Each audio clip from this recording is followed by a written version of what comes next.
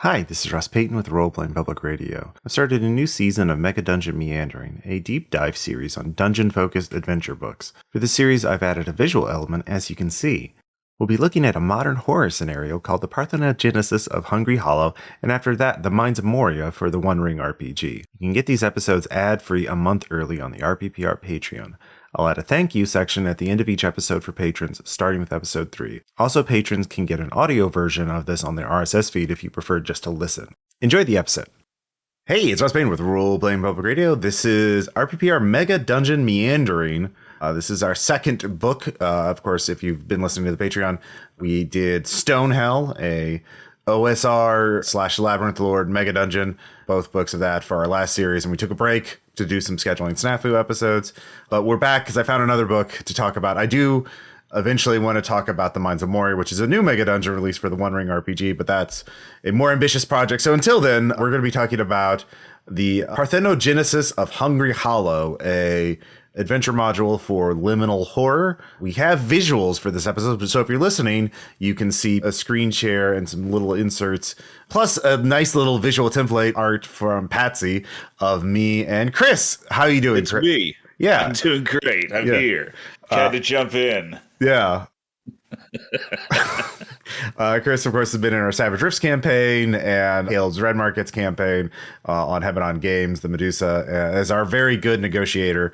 So you definitely should listen to that. And, of course, is now in our Fall of Delta Green campaign. And has also done some really cool videos for RPPR and Letter Narrative Dissonance. Most recently, the little World War One Mad King Ludwig video, which you should check out. It's on our YouTube channel. But yeah, I wanted to do this with Chris to talk about this little module because it's really interesting in a lot of different ways. It's really well made. And yeah, it's also like it's for Liminal Horror, which is a rules light modern horror investigative game. So it's easily translatable to other modern horror RPG systems. So Hungry Hollow, I'm not Parthenogenesis of Hungry Hollow. Oh man, that is a word. The Alan Parsons project of Hungry Hoopla. Yeah. But yeah, so Liminal Horror is a very easy system to convert into other systems. It's a D20 based thing. I have the rules pulled up here so we can kind of like refer to specific things if they come up in the context of this book. But yeah, I love me a good old sandbox adventure because this is, well, it's Hungry Hollow. Oh yeah, content warning for Hungry Hollow. This is a dark horror module, and there is some artwork for it, as you can see here. But one of the first things I should mention is this module contains element of body horror, monstrous and traumatic pregnancy, trypophobia triggers, which are like lotus pods and like little openings or holes in bodies and things like that. And cannibalism, graphic violence, kidnapping, imprisonment, harm to animals, loss of autonomy, mind control, cults, religions. Primary themes are birth, fertility, and transformation. This is a dark, of course, if you're used to things like Delta Green and Call of Cthulhu, this is all... That's all in the first 10 pages, yeah, folks. Yeah. Strap in. Yeah, strap in. This is this just came out last year. I have the print version of it as well. And we may do some little photos or video of inserts of that. But I guess I should start with this is the part of the Liminal Horror's Twisted Classic line, and this is the first version of it, or the first module from it, I think. And it is a collection of reimaginings of classic adventures. Rather than take direct conversions, we take inspiration from the core elements of these old modules and add a Liminal Horror twist, giving them a unique flavor and bringing them into the era of modern horror. The Parthenogenesis of Hungry Hollow presents a new take on Against the Cults of the Reptile Gods, which is an old D&D module from like 1982, and that's, which I've not played or read actually, so maybe we could read that as a comparison after we read this book. But it also takes the thing that drew me was that it's basically small town bad things that are happening, and there's a creepy cult creeping around, so that made me think of Silent Hill. And they have a list of touchstones on here. So Against the Cult of the Reptile God, Silent Hill 1, Silent Hill 3, Parasite Eve, In the Mouth of Madness, the John Carpenter movie, which of course, huge, aliens, which you'll see in a bit. Peacemaker, which is the TV show starring John Cena, based in the DC universe, and that has a whole Invasion of the Body Snatchers vibe to it. Messiah of Evil, 1974 film about an evil cult taking over a small town. Midnight Mass, about an evil cult taking over a small town, or evil vampire cult taking over a small town. The Fog, about a small town menaced by monsters in the night. And Nightmare Over Ragged Hollow, which is the only one I'm not familiar with. Chris, before we get into the specifics, I asked you to be here and read this book. Based on my expectation, what's your first sort of impression of this of Hungry Hollow so far? Well, let's see, without getting into the specifics, like you said, liminal horror, right? Mm-hmm. And, a liminal space is a space in which, you're a transient in that space, that's what meant to linger, et cetera, et cetera. And, to have an entire town be a liminal space, liminal horror is like, there aren't really any boundaries per se, you get lost inside these, TARDIS-X, nightmare realms. And being stuck in a small town is this little kind of horror, I could very easily have been someone that was stuck in something like, Hungry Hollow here, which is like 300 population, I think is what they say, and a lot of people, some people do get born there and they live there and they die there. So, for a game, actively tackle those themes without using a terribly complex system. Mm-hmm. I think they're absolutely nailing what they're trying to do with this, is what I'm getting across. Yeah, and I backed this on BackerKit when I saw it come up because of the pitch, and basically, as we're looking here on page 4 and 5, it's they have mapped out this entire small town, Hungry Hollow, and you're right, it has, as of the last official census, the population is a thriving 321 residents, and they have almost every building in this town as a separate write-up. So the premise of this is you create a hook for the player characters to come here, and then you just plop them in there and say, what do you want to do? And we'll get into the specific mechanics of how that happens, but it's almost like a horror hex crawl where you can just kind of like, well, why don't we check out that building and just see what's there? And that's building 5. Well, let's flip over there. Okay, here's what's in building 5, and or we'll go over to building 24, the emerald scale bed and breakfast, or maybe that's where we start, and then you can go over there. And I really like that idea that it's just this open area of investigation, and there's a lot of like red herrings and like things you could develop into plot hooks. And so I just love this basic premise of just, here's a whole town. And you're right, small towns are terrifying, aren't they? Yeah, but we live in the Midwest. It's not too hard for us to plow through like 5 in a row, just going 30 miles in one direction. Yeah, exactly. If you're not used to if you're a big city slicker or whatever, small towns, especially in America, are horrifying places of old people and just people if you haven't lived there, if you weren't born there, you'll never be fully accepted by the town. Like most of the people who live there have lived there their entire lives. They may have gone to college or to the military, but they come back and then they just live there. And if somebody moves there and lives there for 20 years, they're still an outsider a lot of the time. It depends on whether this town has some sort of economic support, whether it becomes like just a den for drug dealers and criminals, or whether it becomes a ghost town. If it has some sort of industry, then it can kind of pull itself up. But it's a great setting for horror. Yeah. The thing that's scary about liminal horror is being trapped there, being trapped in the liminal space. And it's super fucking easy to get trapped in a liminal town. Mm-hmm. Yeah, and especially like this is a town on the highway. So Hungry Hollow is a small town in the Pacific Northwest, but there's nothing really reading through the entire book. I didn't see anything that like is super dependent on that particular region, so you could easily translate it to the Midwest, the South. Changing it to another country depends on the country. I think you could put this in like Britain with a little, in the UK with some minor modifications. There's a lot of folk. One thing that not only liminal horror, this is a very folk horror kind of setting. A small town with a weird, creepy cult doing things. It could be very Wicker Man-esque, or even Hereditary. hereditary or something like that. But it passes on the highway. And so most people just pass through this, folks usually pass through this on their way to the coast, as it sits about 50 miles from the city and another 50 from the Bay Ocean resorts. So and they don't specify what the city is or even what coast. Well, I mean, if it's Pacific Northwest, it would be the Northwest, yeah. yeah. But again, you can move this pretty easily. The town has a mayor, a sheriff, and some small businesses struggling. And they talk a little. What was once a tight-knit community has become frayed and paranoid in recent times. Despite the spring, a dense fog hangs low over the town. Something has gone rotten in Hungry Hollow. And it gives you a little brief history of what is happening, or the brief history of what's been going on in Hungry Hollow. In 1887, the town was founded, and things happen. And then 7 years ago, Brea left to start school. She was a young, trying to make her life better, but then she got, instead of going to college, she started messing with the supernatural. She went to start school, but instead became an investigator after narrowly surviving an encounter with the cursed being. So she survived basically a horror movie about a supernatural, a slasher film or something. And then 13 months ago, Brea found the fragment, and the fragment corrupted her.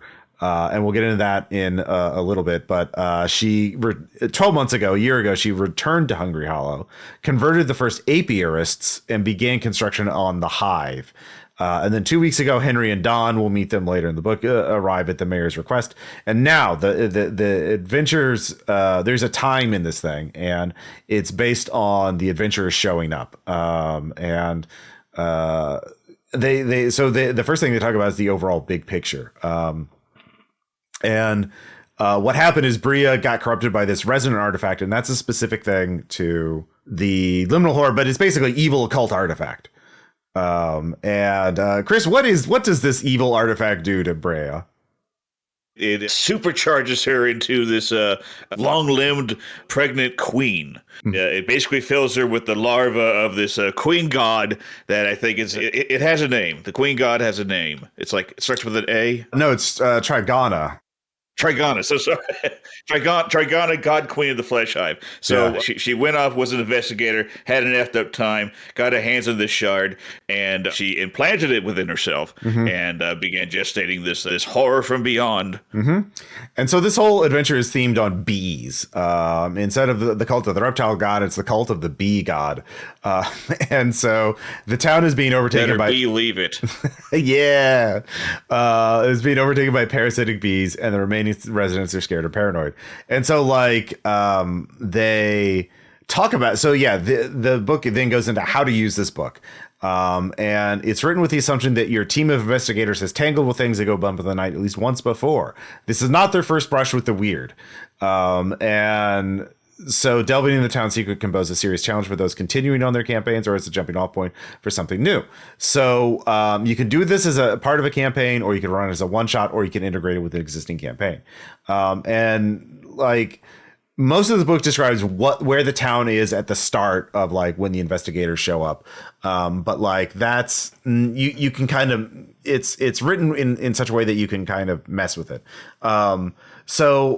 Out of the options here, what do you think you would be most interested in playing or running if you were going to tackle this book? You mean which scenario? Yeah, well, would you rather want to start a campaign and just start with this, I would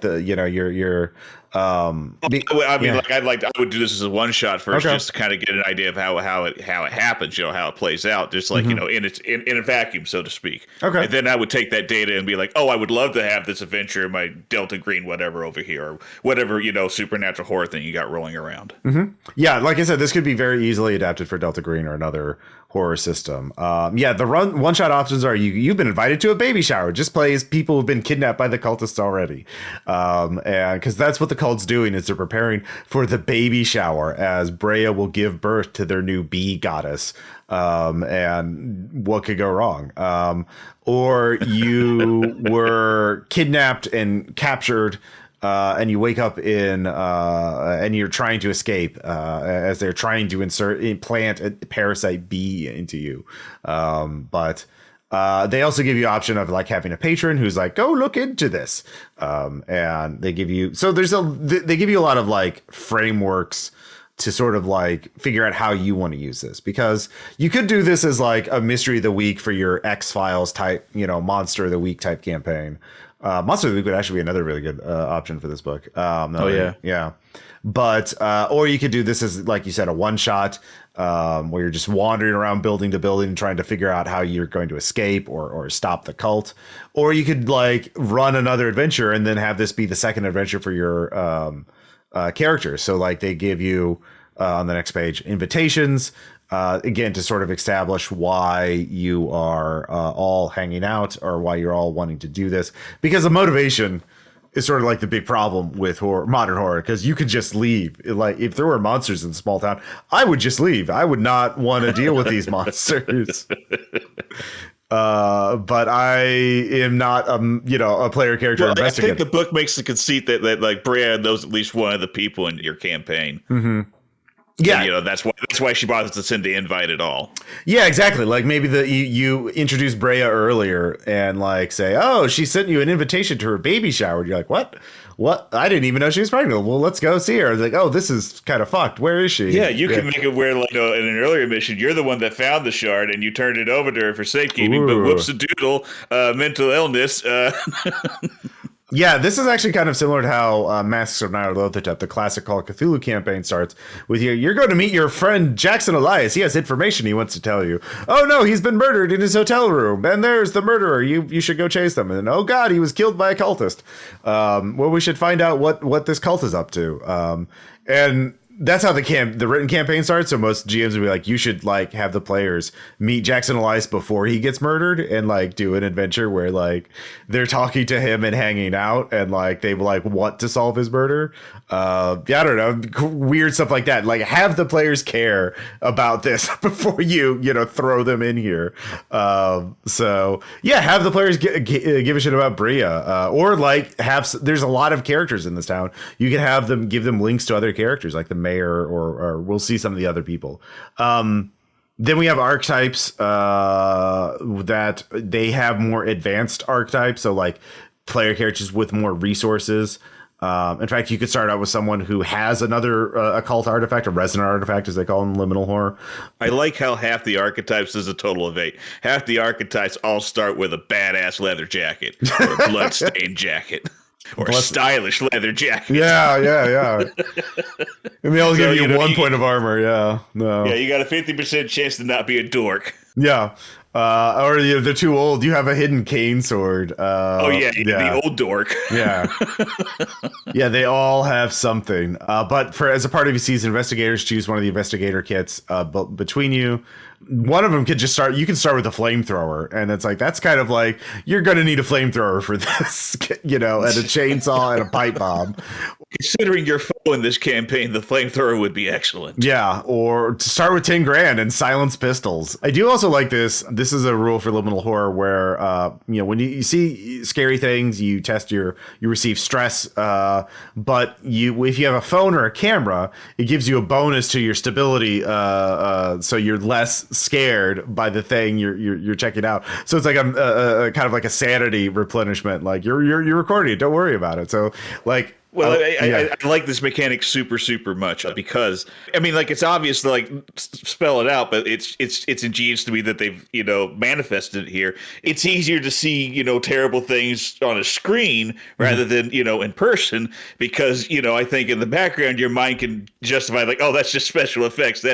That can't be real. We do use our screens as filters to like kind of like annul ourselves from horror. We want to see the horror. We don't want like 100% strength though. Mm-hmm. So we're gonna watch this video. Not in landscape mode on my phone, but very carefully.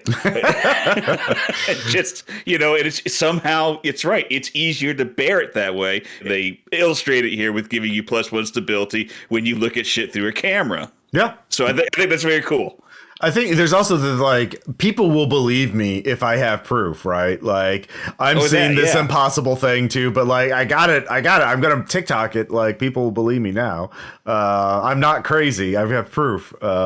So they also have another clever little mechanic here. Associates to aid in the investigation, have the party create one or more associates that join them as additional investigators.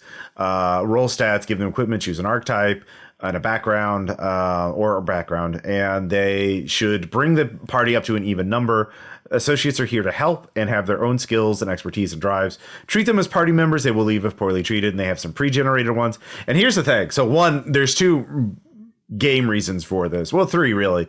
One, in this adventure, there's so much to cover because it's an entire town. It's 300 people, but there's still like a lot of different buildings. You also have limited time to do things because the cult's working. The baby's coming soon. The goddess is going to be born. The god and the doom clock, I think, is the mechanic. Yeah, we'll get to that in a second. So one, it gives you be able to spread out more grounds. Two, it's a source of backup player characters. If one of your player characters gets got by one of the many threats in this town, you can just play one of the associates. And three, if the players don't get killed, you can always have an associate get disappeared off camera. Like they get kidnapped, and that raises the stakes, So as that sort of raises tension, makes the players realize this is serious. But then we get into exploring Hungry Hollow. So this is kind of the hex crawl sort of mechanics for it. Where it talks about the sort of nuts and bolts of how do you explore this town? How do you handle this as a GM?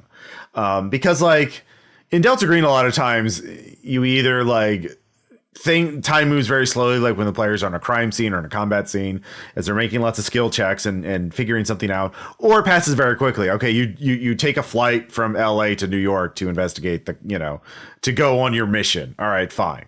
But if you're dealing with a small town, when there's a time clock, when like at the end of the fifth day, like you're all dead if you don't do something by then, you need to kind of limit what players can do in an amount of time. So it's kind of almost like a board game. Like you only have so much time. Persona. Oh yeah, the Persona video games, because they divide time too. You can't just max out all side quests between main dungeons. You can't max out your friendship score with everybody in that game. So that's to make choices. You got to make choices, and so the choices here are each day is broken into 4 phases: morning, midday, evening, and night.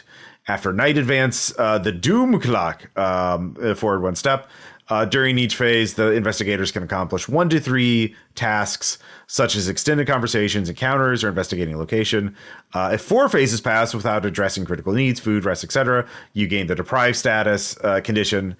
For every 4, you gain an instance of fatigue. So basically, it's saying like you got to eat, you got to sleep, and that's important because when you sleep, the cult, where are you sleeping at? Those cultists, they get up to mischief. And they talk about where you can stay. They talk about the status of buildings in general. For example, there's bee motifs everywhere along the newly built bee boxes. There's a noticeable lack of pets and other wildlife in town.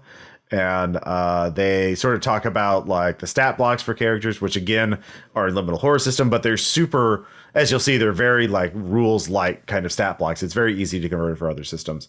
Then they talk about reaction tables because there's normal citizens and then there's the apiarists who have been implanted with the parasite bees. They're the secret cultists. I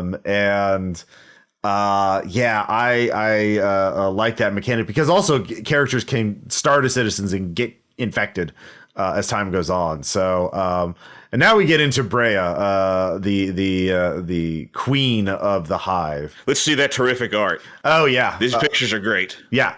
So Brea is described, and she was basically like a player character type investigator until she found this artifact called the Fragment.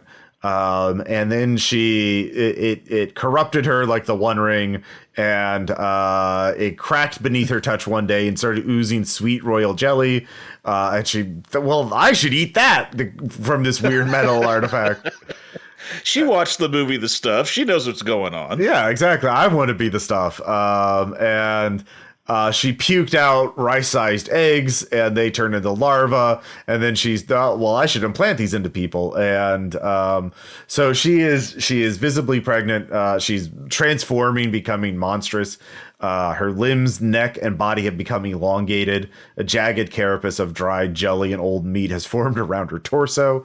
And she stays in the throne room, which is in the old hydroelectric dam site, which is not it's just off to the side of the town, so you don't see it in the main map.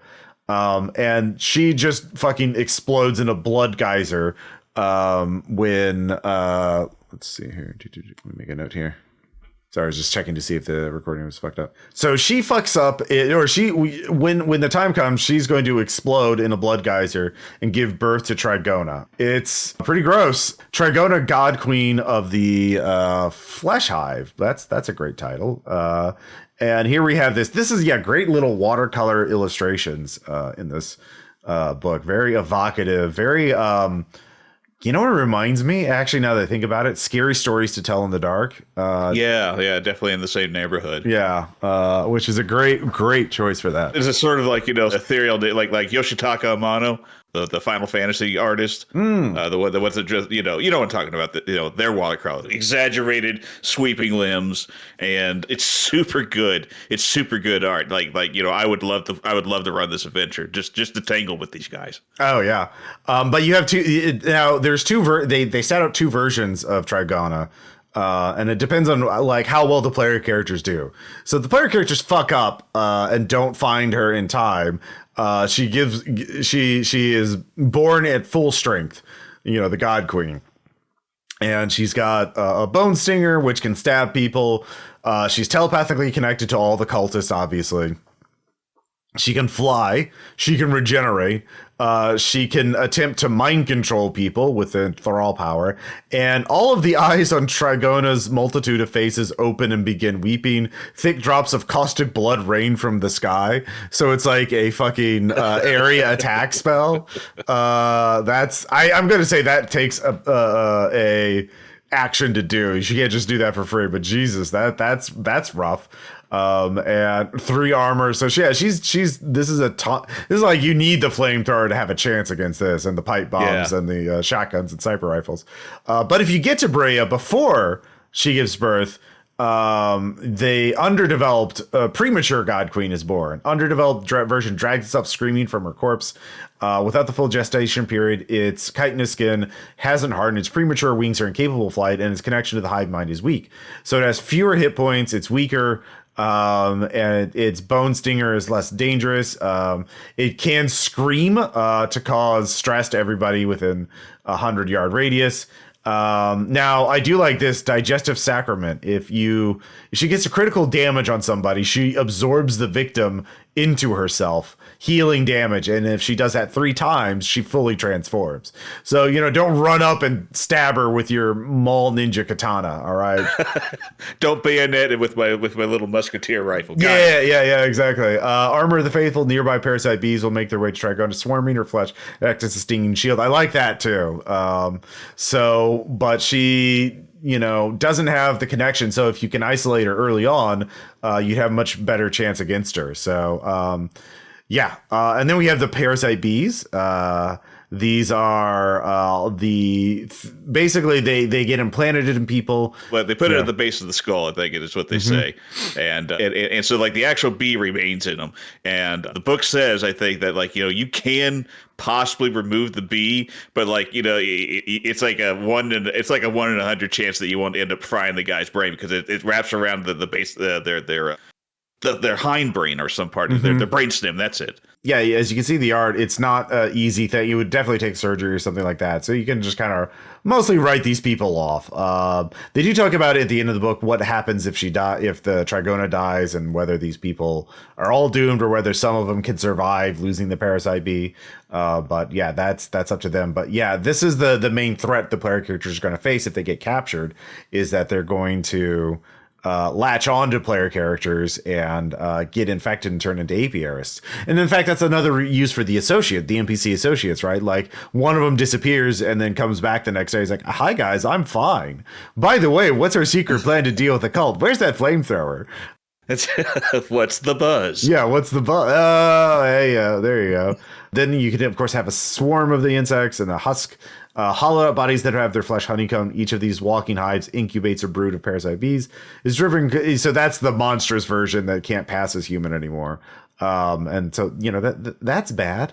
But then we have the apiarists, the actual describing the cult themselves. So this is actually a society that's existed before the cult did. And they, they pulled the strings around town. And so Brea infected them first. They seek out meat because they're all producing the same royal jelly that transformer. So like all day, they're not doing something like working on like her little nest hive thing in the power dam. The book says that they're constantly seeking to eat meat, and that a lot of them eat it to the point where like that it's too much, and like they start puking it back up and stuff.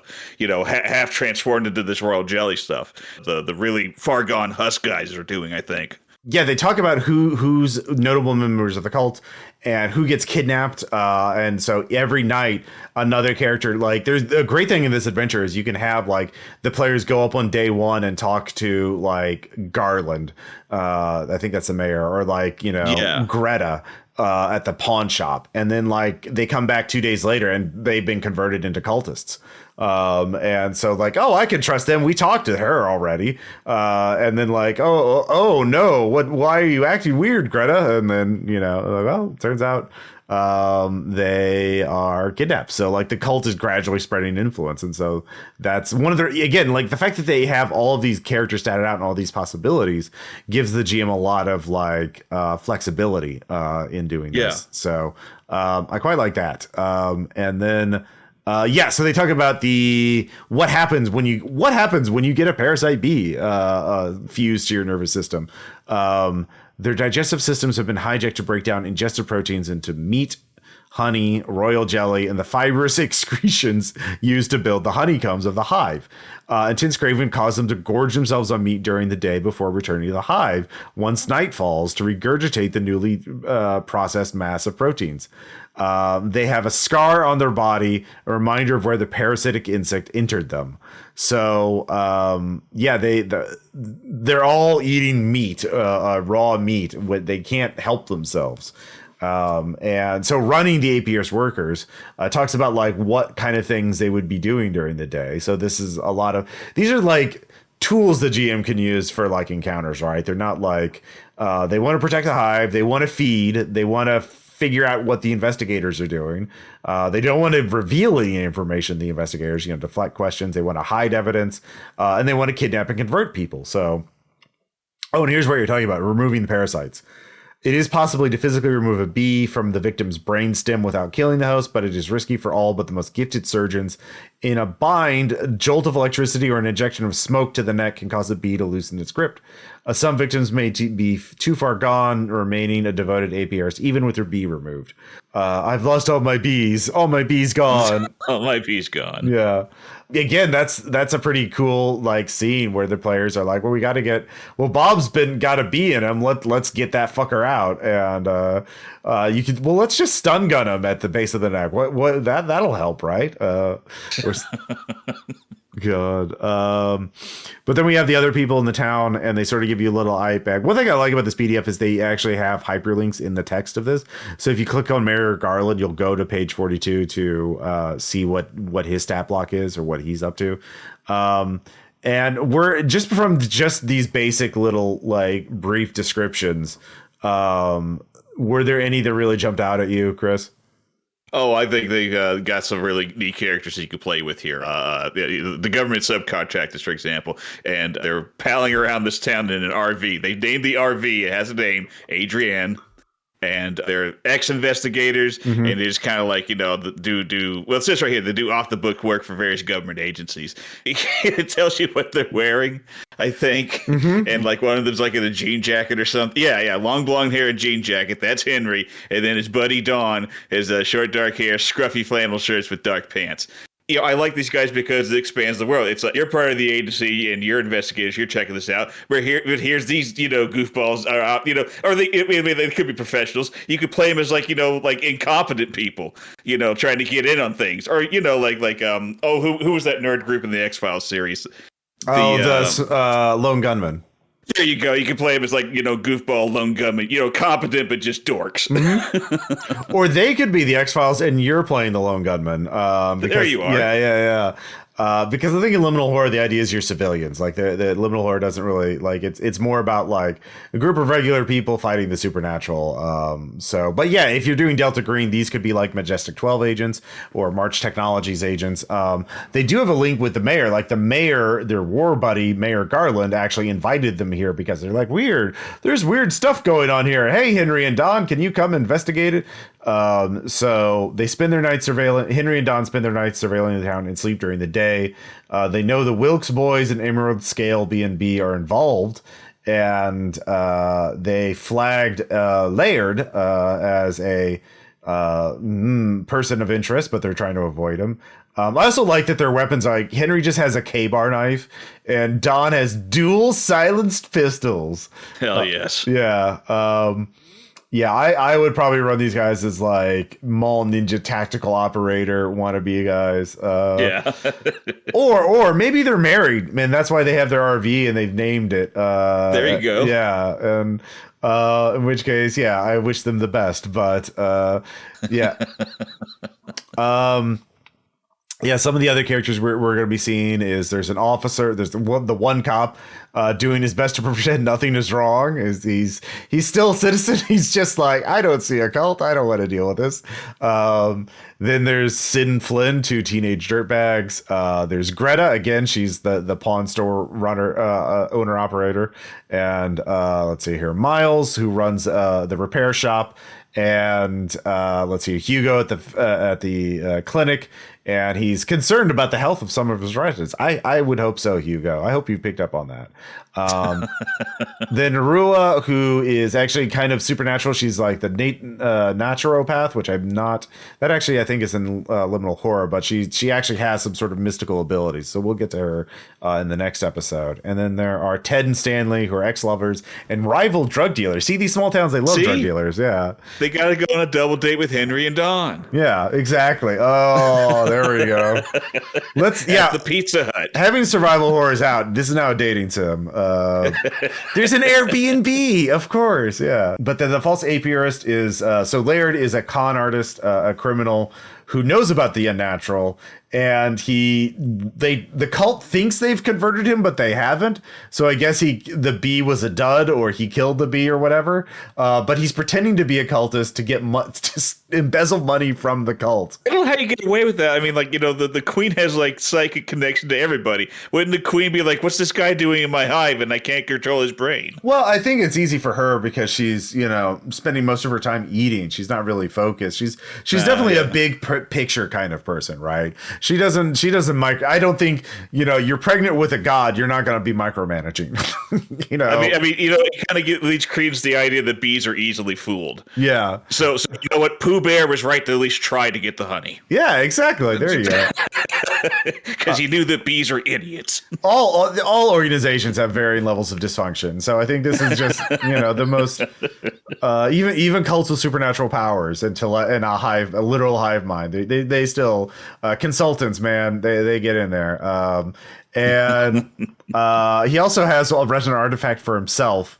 The rusted box cutter, which we'll get into that. Oh yeah, this fucking thing. Yeah, it lets him. The movie Face Off, the rusted box cutter. We'll go here. So I'll click on here. Let's see here. So we're skipping ahead. This is the resident artifact appendix. I just want to describe the rusted box cutter that Laird has. It's a rusted box cutter with a sticky handle with an unknown substance. Activation: removing the face and scalp from a living person. enables the successful transplantation of that face with no lasting side effects. The procedure is excruciatingly painful and permanent. Goddamn, Laird. I hope you haven't done that before. Like that's horrific. So now the GM can take that and have it where, like, the mayor has a different build. Like, it looks like he's lost 2 inches. Yeah. Have Laird, assume the identity of, at least men around town. Mm-hmm. Yeah, that's true. It's only the face. It's not the full body build. But, that's one of the things is you can start one of the adventure templates, gear things lets you start with an artifact. But the relic touched. So take a resident artifact, but some of them are just useless, or some of them are like very not really good for player characters because cutting off faces and putting them on your own is not like I would not make a hobby of it. Yeah, I don't see how that's going to help me fight a cult, man. Maybe, I guess. It seems like we're kind of the baddies in this regard. But then we have the Doom Clock, and so. This is what we mentioned earlier. So the Doom Clock is a escalating sequence of events that occurs if the investigators do not act. So basically, this is like this is the timeline of events, assuming the player characters do nothing. And so if they do something, you need to adjust it accordingly. Advancing the clock, it starts ticking as soon as you arrive, and then it moves forward one step at the end of every night. This is sort of gives the GM sort of an idea of like what the give that like sense of reality, right? Or like that sense that you're in a real a living space, player things are happening off screen and you don't know everything that's going on. And so you kind of have to play with this. So day 1, Friday, weekend, hey, Henry and Dawn are going to start tailing, working out if they're the threat. So this is a really good like red herring too. Like the players are being tailed by a dude and like, oh, this is really suspicious. And then this RV keeps following you around town.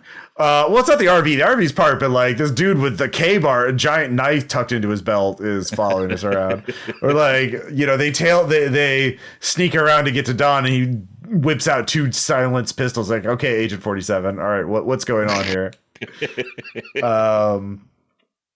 But then on Saturday, there's a little parking lot opens for a small farmer's market. This is just, and that's a nice little like flavor event for it's a small town. Of course they have farmers markets. A key NPC the player characters have interacted with is kidnapped by the apiarist. So basically keep track of everybody that players talk to on the first day, and like one of them gets kidnapped. Maybe it's maybe it's Henry and Dawn if they actually talk to them, or so that's very up in the air about what happens after that. And then Doom 3, there's a church service, of course. It's Sunday. You got to go to church. But then their car or sleeping arrangements are tampered with. So if the player characters aren't paranoid, like they could lose their shit, or the cultists steal that flamethrower. But then some apiarists break into the clinic to steal a body from the morgue, and one of the player characters' associates goes missing. So things are really heating up on Sunday. And let's see here, Monday, trash pickup day, and residents rummaging through piles of trash in front of homes, grabbing anything of use before the truck arrives. The missing associate returns now secretly occultists. And then Doom 5 Tuesday, the baby shower begins, and y'all are fucked if that happens. They flock to the rec center, corralling as many residents. So the cult's no longer hiding at this point. They're out in force, grabbing people, dragging them to the rec center.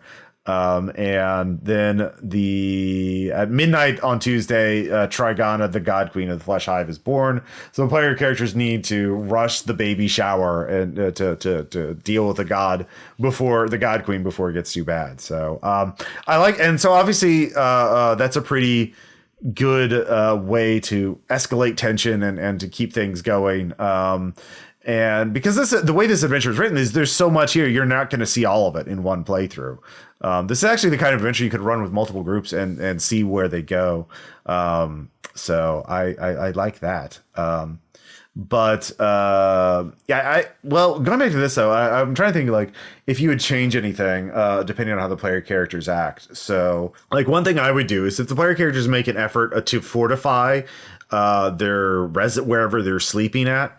I would definitely have a night attack scene, like so not they're tampered with, like, but like they're trying to break in and kill or kidnap the players, and so that's always a fun scene in a horror thing where the people are trying to rip off the boarded up windows you've put up and kick their door down, and you have to use that flamethrower to defend your house without burning it down, or whatever. Are there any other things you think you like?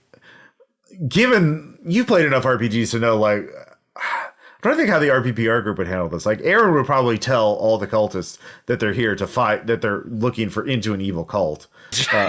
He would. He's just honest to a fault. He just want to lead anyone astray. Yeah. So I think that would escalate the timeline pretty quickly, especially the night attack. I mean, some of these events are likely to go unnoticed unless the player goes to the clinic. They're not likely to know about the body theft pretty early on. And I don't know if the players would even visit the church at all. Really? In a horror game, the players wouldn't go to a church? Yeah, I don't know. It's a creepy magnet. It is a creepy magnet. Churches and horror is scary together. I'm here to get scared, Ross. I'm going in the church. Well, I mean, that's the thing, though, right? Like, player characters, like, there's no way the church is normal. I'm going to stay well away from it. It's like, well, yeah, that makes sense.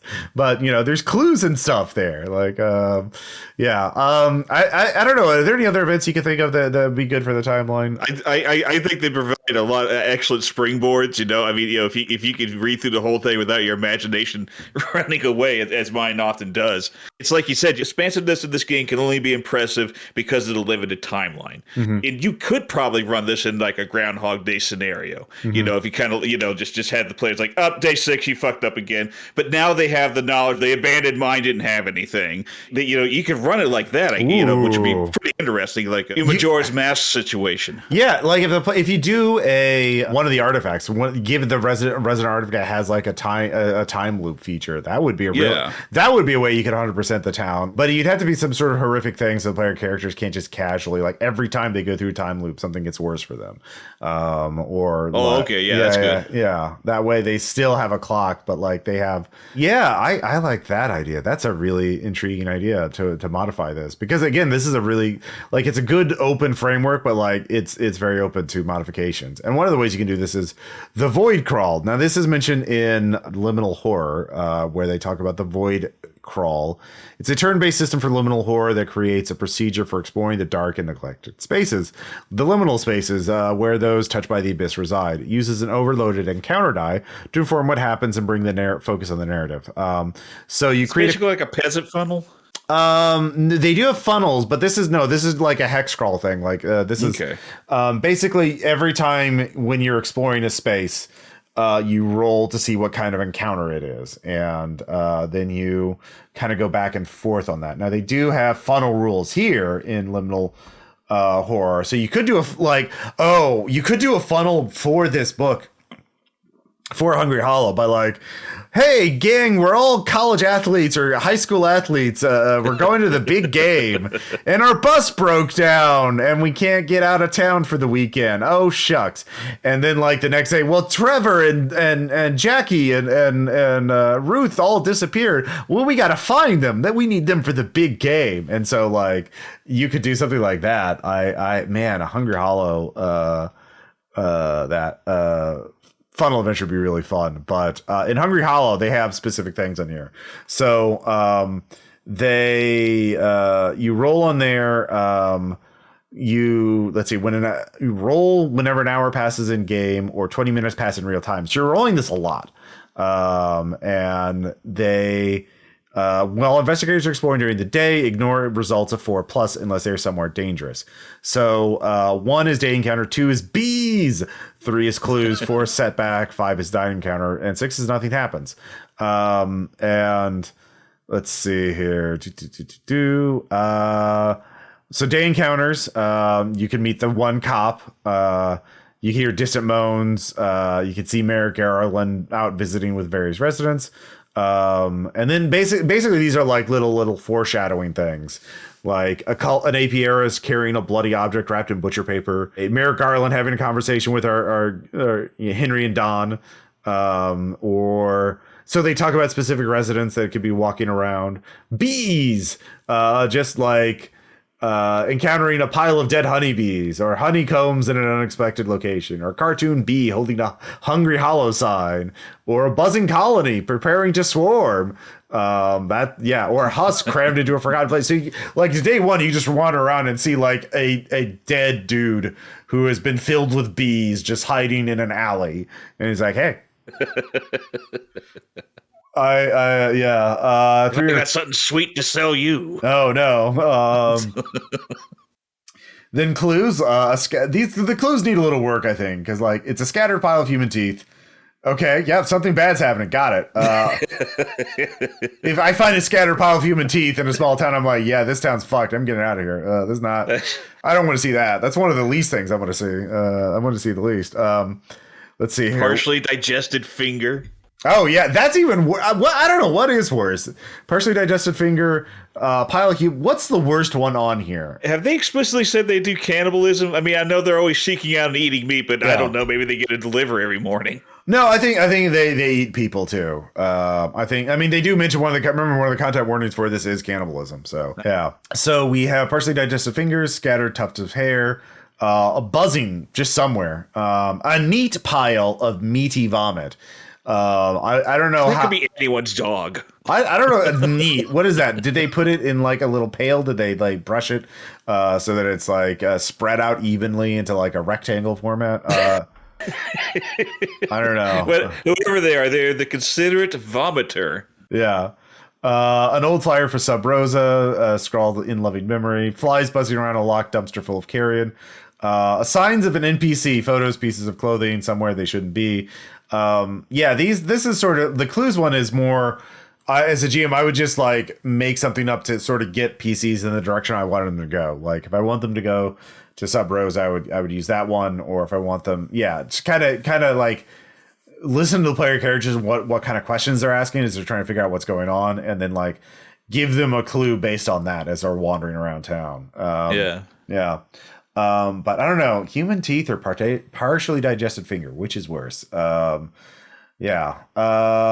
see, setback, which are things like flat tire, or a door locks behind you, or a piece of equipment gets stuck to a sticky mass, or a swarm obstructs the way. And like, do you want to fight a swarm? I punched the bee. Yeah, it's like, in a game where there's like a cardboard box blocking a hallway and you just can't get over it and it's indestructible. It's just like, it's like that. It's just a swarm that's like the barrier. This is you can't clip through this. And let's see here. And then we have night encounters, where there's a lot of cultists wandering around, and they could just be feasting on a recent kill, vomiting up just really overt supernatural shit.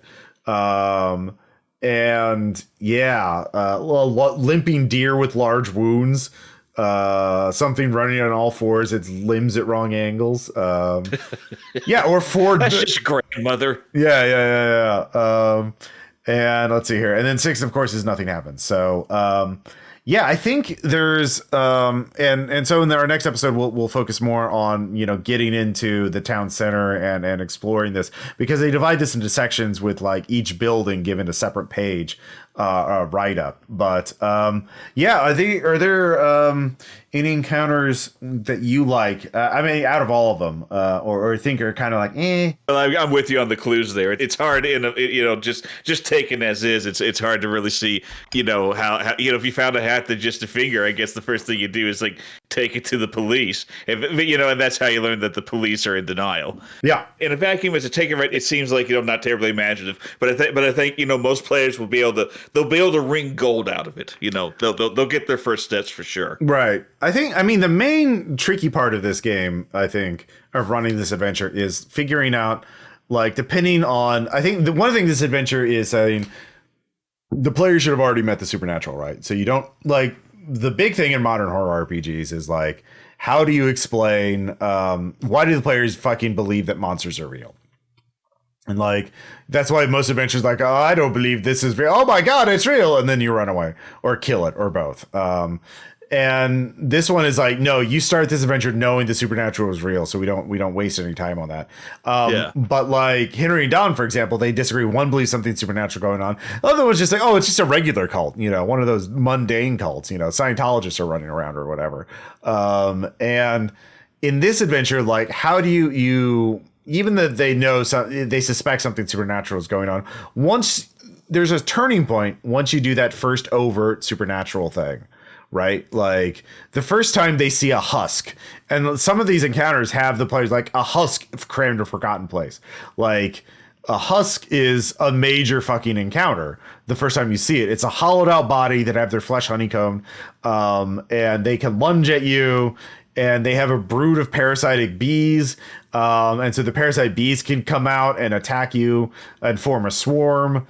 And that's a big turning point. That's when shit's really fucked. We need to get flamethrowers and heavy guns and shit like that. Like beforehand, it's just like, well, this is kind of weird. And so like you could have this in day one where the players run into this if you just roll it randomly. And that's figuring out when to drop that is kind of a tricky thing. And that's sort of up to like, if you're doing a one shot, you should do that early on, right? Like, oh yeah. Give the players the monster. Yeah, give the players the monsters. But if this is a campaign where you're wanting to break that's like each day is a full session, you don't want to drop that in even the first episode. You want to wait till like day 2, because if we look at our day clock, doom clock, sorry. They're just being tailed. There's nothing overt going on. It's not until the Saturday night, when someone you've interacted with is kidnapped by the apiarist, and the player characters may not notice that. If they talk to Greta and then she's normal, then she gets turned into a cultist the next day, but the players don't talk to her. They don't realize something's happened. So, so really you probably don't want to have the husks or monsters attacking them unless the players go out of their way to be like, that guy's a cultist. Let's go fucking kill him. And it's really not until like the cultist, if the players don't realize it by day 5, when the cultists start rounding up everybody, like they're kind of dumb. But like it's really sometime like Saturday or Sunday when players should have this encounter with a husk or a swarm or something like that to be, oh shit, there's monsters in the town. They kind of be a fun game to see, like how long can you stay in Hungry Hollow before you run across any creepy shit. That's actually a really good point. And that's something we should think about as we're going through this, because there's so many buildings here. Just going back to our main map here, there are like I think around 30 buildings, including the hydroelectric plant. So 30 main sections in this, and you only have 4 days really, right? Like before, let's see how many days you have. How many days are you actually investigating stuff? There were 5 explicit days on the Doom clock. The final Doom trigger doesn't have a day on it. Well, that's the thing is on Doom 5, it's too late to investigate. Like they're out patrolling. You need to like kill the thing or run away, Okay, so 4 days realistically to do any investigation. Yeah, so you're only doing investigation the first 4 days. And 4 days, and each day you only get like 4 actions, right? Like because they divide it into 4 sections. And yeah, let's see here. Where is it? So where did that go? Rising tension, advancing the clock, others about running the apiarist workers, parasite bees, Triona. Exploring it. Here it is. Phases. Each day is broken into 4 phases. Morning, midnight, evening, and night. So 4 days with 4 phases. And but it's really only 3 because you need to sleep every night, right? Or you need to or you can only let's say so at most 16 actions before shit's fucked. And would you really have the players spend one of their phases sleeping to regain energy? That's a little strict to me. I mean, that's how the rules are written, right? Like, well, really? Yeah. So if the 4 phases pass without addressing critical needs, you gain the deprived condition. For every 4 phases, there's a whole section on that. Yeah. So if the players don't, if they don't sleep, I mean, if you don't sleep for 4 days, especially when you're out running around investigating stuff, you're going to be getting, burning a lot of energy. Would you make it like, a person has to eat every at least like every other day, or like they. Well, the eating I'm not so concerned about because you can eat, you can munch on sandwiches and candy bars as you're plodding around town. Sure, assuming you're right, assuming the piles of teeth and partially digested fingers don't put you off your appetite. If you have an appetite in Hungry Hollow, you're doing well. Yeah, you're just eating some protein bars as you look at a neat pile of vomit, meaty vomit on the ground. You're like, yeah. That's weird. Yeah. Well, anyway, we should get back to the church, so the food I'm not too worried about. But sleep, you got to sleep. If you don't, I would definitely bring on that deprived and fatigued or Delta Green. You'd lose willpower, right? And you lose I think a D4 of willpower per night of missed sleep in Delta Green. You only have at most 18 willpower, probably around 10. Would you make eating like its own action, its own phase, or would you wrap that up with resting? Like, would the players say we eat at a restaurant and we go sleep at the hotel? Would you have? Yeah, that would be one phase. Yeah, that would only be one phase. Yeah, that's reasonable. But or even if they honestly, again, I'm not too worried about food. As long as the players have we brought a bunch of stuff with us, or we go. One person goes out of town to bring a bunch of bags of food. Then I'm not too worried about food, but sleep is the main thing, because sleep is the more interesting one too, because you're not going to drive out of town to sleep. That takes up too much time. And so there's places to stay here. There's a rental cottage. There's RV spots, tent spots, a bunkhouse, an outpost, or a little hotel, or B&B. Oh, you can make it where the hotel they were staying at burned down. Yeah. I guess you can't rest tonight. Yeah, or the thing is, I think the Emeralds we'll find out some of these are run by cultists. So good luck. They have a key into your room. Or the player you can always have player characters make deals with citizens, stay in the mayor's house if they can win him to their side. But I mean, it's a horror game too. It's about survival, and so you have to conserve resources and spend them to stay in somewhat healthy at least. But that's and so I think that's a lot of tension. So you only have 13 to 15 actions, probably 12 to 15 actions before shit hits the fan. And there's 30 buildings in here. And are you splitting up? Then maybe you can hit every single building, but you don't need to hit every single building. And you might want to go to the same building multiple times. Getting to the hydroelectric. So it may not be there in the morning. They may be there in the afternoon instead. Yeah. Yeah. Or you surveil a building for a while and then you go check it out later, or tail the people to the other place, and that's assuming you don't have conversations with people, you don't get into a fight, there's a lot of and most player characters are going to want to be super once they find a couple of plot threads, they'll just tug on those until they're resolved, right? Once they find a lead, most players in my experience, we found out that this guy's creepy, well, let's go focus obsessively on this one bad guy, and then we'll unravel the case. Yeah, but it's something to think about. But it just gives you a framework to it's a fully described small town. And there's weird stuff all over the place. So it's great. Any other thoughts about this first section that I have missed?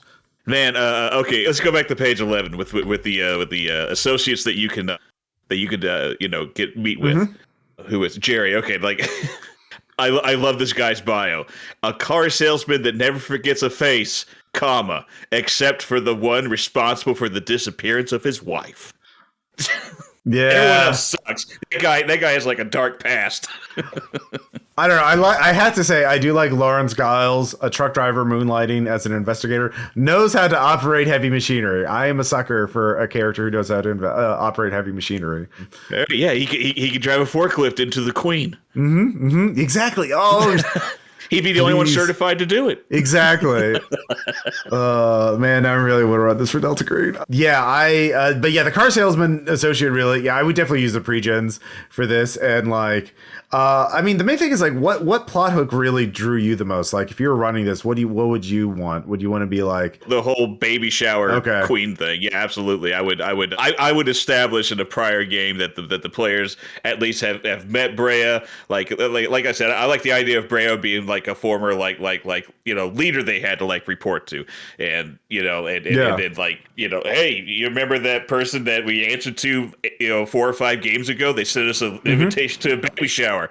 Let's go see what this shit is. I didn't even know they left the agency. I didn't know you could leave the agency. What's that about? Yeah. That's a really good one. And that way the associates are just other people that have been kidnapped with you. And so like you all break out together. Or the thing is, if you want to do that, but that's like, you don't have much time, right? Like, and because this is the one shot. So you're probably starting this on basically Doom 4, right? The day before the baby shower. Okay. Because a campaign, again, you have 5 days, 4 days of investigation, and then the one day of the cult's final plan, right? So like that's more. I would winnow the number of buildings you could go to. I would winnow it down to like 8 that they could choose from. No. I mean, not to choose from, but like you just time. That's a limiting factor. You only have like time to investigate 8 buildings. You only have 2 days, right? Yeah. So like let them choose between all 30, but like you're only going to be able to investigate 8 of them. So. I think the other thing would be you could do the brave thing. You get the invitation to the baby shower, but you just show up in town on Friday, because it's weird enough. In that case, the associates are other people you've been investigating with. Of course, we did mention the patron, the archivist.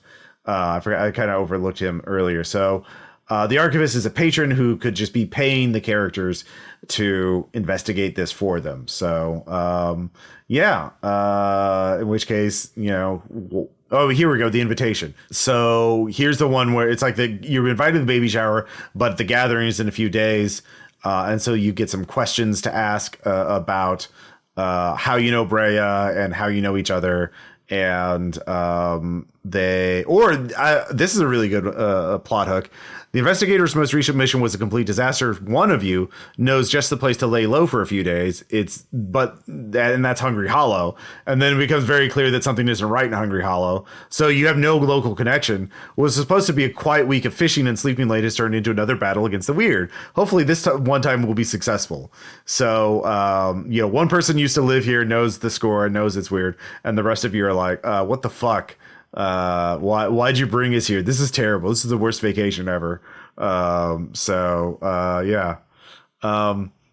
some thoughts. I like the idea of a Delta Green safe house being in this town that has a weird god queen being awoken soon. Definitely tracks for me. Yeah. We've had a lot of bad experiences on bad vacations. It's going through small towns and staying in them. Yeah. So this is the first section of this book. And in our next episode, we'll be starting with the town center, and just looking through all the buildings and talking about what's in them and how to use them in a game. I hope you all like it. Please let us know what you think of this episode. And thanks again, Chris, for showing up. Oh, sure. Yeah. I could do more even. Yeah. And be sure to check out his YouTube channel, Operation Kill the Pac-Man, on YouTube. I'll put a link in the show notes for that. We'll talk to you all later. Bye. Bye.